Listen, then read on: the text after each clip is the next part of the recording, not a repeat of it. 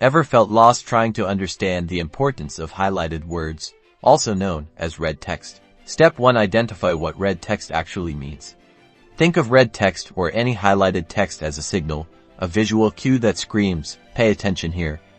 It could be key details, important facts, or simply the author's way of emphasizing particular information.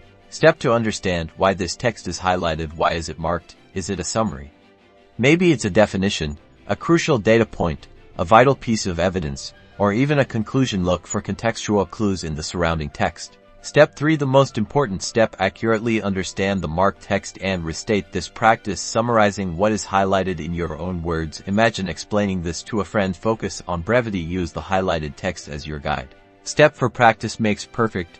The more you work with red text, the better you'll get at accurately interpreting the importance of the highlighted text. This might be practice on the same text and highlighted things, or a variety of texts that are highlighted and presented in different ways. By following these steps, you'll transform from a passive reader to an active information gatherer. This is about accurate information retrieval, and with consistent, dedicated practice on analyzing red text, you'll succeed.